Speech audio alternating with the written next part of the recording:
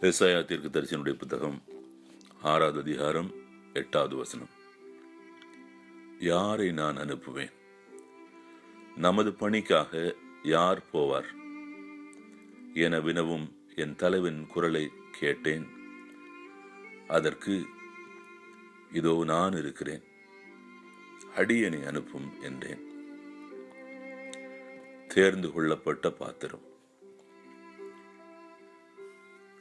ஒவ்வொரு காலகட்டத்திலும் தேவனின் கரிசனை என்னவென்றால் யாரை அனுப்புவது என்று. அப்படி அனுப்புவதற்காக எசாயாவை அழைத்த போதுதான் இந்த பதிலை தாராளமாய் அவன் பகிர்ந்து கொண்டான். நான் இருக்கிறேன், அடியனை அனுப்பும் என்று சொன்னான். எசாயா 6:8. 400 ஆண்டு காலம் அடிமைத்தனத்தை தேவன் அகற்ற விரும்பினார். இன்னொரு மனிதனிடத்திலே கேட்டார். அவனும் தன் இயலாமையை வெளிப்படுத்தினான். யாத்திராகமம் 3:10-12. இப்போதே போ, இஸ்ரேல் இனத்தவராகிய என் மக்களை எகிப்திலிருந்து நடத்தி செல்வதற்காக உன்னை பார்வோனிடம் அனுப்புகிறேன்.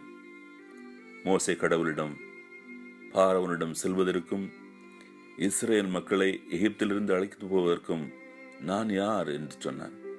அதற்கு தேவன், நான் உன்னோடு இருப்பேன். மேலும் இந்த மக்களை எகிப்திலிருந்து அழைத்து செல்லும் போது இந்த மலையில் கடவுளை வழிபடுவீர்கள். நானே உன்னை அனுப்பினேன் என்பதற்கு அடையாளம் இதுவே என்று சொன்னான். இது நிகழ்ந்து நிறைய காலத்திற்கு பிறகு அவர் மகன் பூமியிலே கடந்து வந்தபோது ஒரு சாதாரண மீனவனை அழைத்தார். அவனும் தயங்கிக் கொண்டே அழைப்பை ஏற்றுக்கொண்டான். இயேசு சீமோனை பார்த்து, பயப்படாதே, இது முதல் நீ மனிதரை பிடிப்பவன் ஆவா என்று சொன்னான். லூக்கா 5:10. நம் வாழ்விலும் கூட எந்த நிலையில் நாம் இருந்தாலும் நமக்கு கொடுக்கப்பட்டுள்ள அழைப்பை உணர்ந்து கொள்வோம். அது சாதாரணமாக இருந்தாலும் கூட தேவன் நம்மை பலப்படுத்துவார். ஜெபிப்போம். அப்பா, ஒரு நல்ல நோக்கத்திற்காக நீர் எங்களை அழைத்திருக்கிறீர். நன்றி செலுத்துகிறோம். உம் ஆவியானவர் தாமே எங்களுக்கு அறிவுறுத்துவாராக. நாங்களும் விசுவாசமாயிருக்க உதவி செய்வாராக. இயேசுவின் பரிசுத்த நாமத்தில் ஜெபிக்கிறோம். ஆமென்.